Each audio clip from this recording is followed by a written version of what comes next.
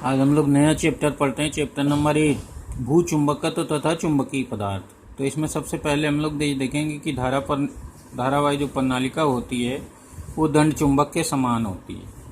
तो इसको प्रूव करने के लिए पहले हम लोग दंड चुंबक के लिए समझते हैं। तो हम लोग दंड चुंबक के बारे में पीछे पढ़ चुके हैं कि अगर यम चुंबकीय द्विध्रुव आघूर्ण का एक दंड चुंबक हो तो उसकी अक्षीय स्थिति में इसके मध्य बिंदु से r दूरी के बिंदु पर चुंबकीय क्षेत्र जो होता है वो B बराबर होता है μ0/4π2m/r³। ये बना हुआ है, ये दंड चुंबक है। इसके मध्य बिंदु O से अक्षीय स्थिति में r दूरी पर बिंदु P है जहाँ पर चुंबकीय क्षेत्र B ये आ जाएगा।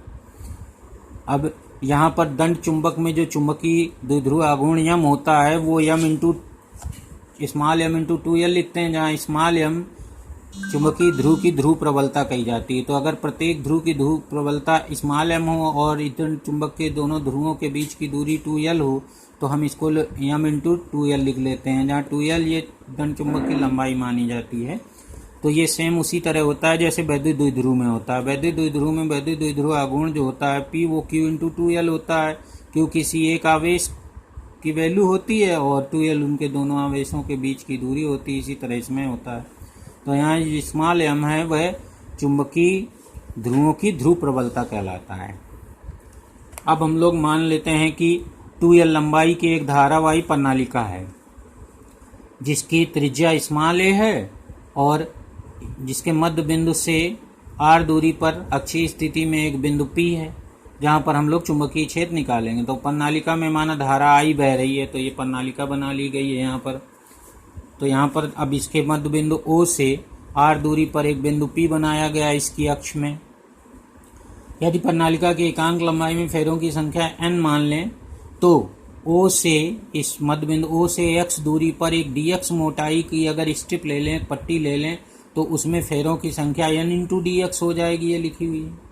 अतः प्रणालिका की dx चौड़ाई के धारा लूप, तो ये जो dx चौड़ाई का धारा लूप बनेगा उसके कारण हम लोग बिंदु P पर चुंबकीय क्षेत्र देखेंगे। तो इस जो ये धारा लूप है या इसकी दूरी अगर O से देखेंगे तो r माइनस एक्स कहलाएगी।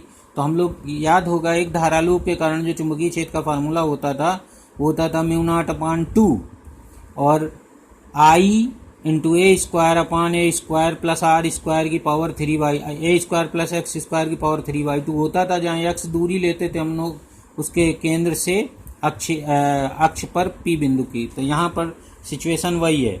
ये जो है ये इसमें फेरों की संख्या dx मोटाई वाली स्ट्रिप में फेरों की संख्या n dx, तो n लिखा जाएगा, यहाँ n dx लिखा जाएगा, I इंटू a स्क्वायर लिखा जाएगा अपॉन a स्क्वायर प्लस इस स्ट्रिप की P से दूरी लिखी जाएगी तो r माइनस एक्स हो जाएगा। तो r माइनस एक्स का होल स्क्वायर लिखा जाएगा और होल पावर 3/2 लिखा जाएगा।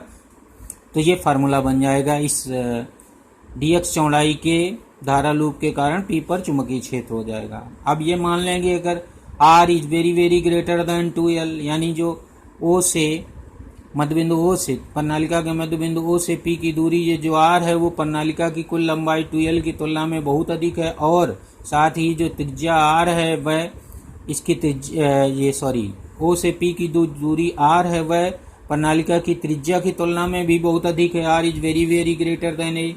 तो यहाँ पर हम लोग नीचे में r स्क्वायर ये छूट जाएगा, ये x छूट जाएगा यहाँ पर और ये a भी छूट जाएगा। तो ये टुकड़ा छूट जाने पर केवल बचेगा r स्क्वायर की पावर 3/2 यानी r³ हो जाएगा। तो dv बराबर आ जाएगा, ये कंडीशन लगा देने पर μ0/2 n dx I a square upon x r³। अब प्रणालिका की संपूर्ण लंबाई के कारण हम लोग P पर चुंबकीय क्षेत्र निकालेंगे। तो O से यहाँ तक की दूरी -l लेते हैं और यहाँ तक की दूरी +l, तो इसको इंटीग्रेट कर देते हैं चुंबकीय क्षेत्र dv को -l से +l तक। तो संपूर्ण प्रणालिका की संपूर्ण लंबाई के कारण चुंबकीय क्षेत्र B बराबर हो जाएगा μ0/2 n I a square upon r³ integration -l to l dx। तो यह आ जाएगा dx का इंटीग्रेशन x होता है। अब इसमें upper limit lower limit use करेंगे तो यहाँ 2l आ जाएगा। अब हम लोगों को याद है कि जो किसी कुंडली या प्रणालिका का जो चुंबकीय द्विध्रुव आघूर्ण होता है m वो होता है कैपिटल NIA, जहाँ पर कैपिटल N फेरों की संख्या होती है। तो यहाँ पर कैपिटल N बराबर हो जाएगा n इंटू 2l, क्योंकि 2l टोटल लंबाई है और n एकांक लंबाई में फेरों की संख्या।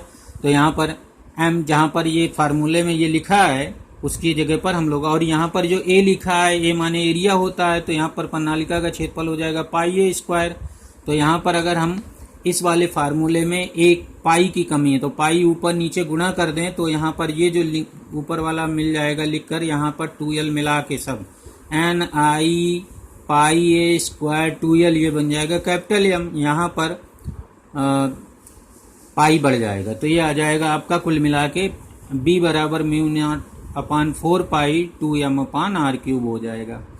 तो यह प्रणालिका के कारण उसकी अक्षीय स्थिति में उसके मध्य बिंदु से r दूरी पर चुंबकीय क्षेत्र का सूत्र जो b बराबर म्यू नॉट अपान 4 पाई 2m अपान r क्यूब है वह एक दंड चुंबक के अक्षीय स्थिति में चुंबकीय क्षेत्र के समान है। इस प्रकार स्पष्ट है कि धारावाही प्रणालिका दंड चुंबक की भांति होती है। इसके अतिरिक्त निम्न गुण भी समान होते हैं। दोनों को गुरुत्व केंद्र पर स्वतंत्रता पूर्वक लटकाने पर उत्तर दक्षिण दिशा में ठहरते हैं प्रणालिका और दंड चुंबक। दोनों लोहे व फौलाद के छोटे छोटे टुकड़ों को आकर्षित करते हैं। दोनों के समीप चुंबकीय सुई बल युग्म का अनुभव करती है। दोनों के सजातीय ध्रुव एक दूसरे को प्रतिकर्षित करते हैं और विजातीय ध्रुव एक दूसरे को आकर्षित करते हैं। तो इन सारे गुणों के आधार पर हम एक धारावाही प्रणालिका की दंड चुंबक से समानता कह सकते हैं, यानी ये कह सकते हैं कि एक धारावाही प्रणालिका दंड चुंबक की भांति ही व्यवहार करती है।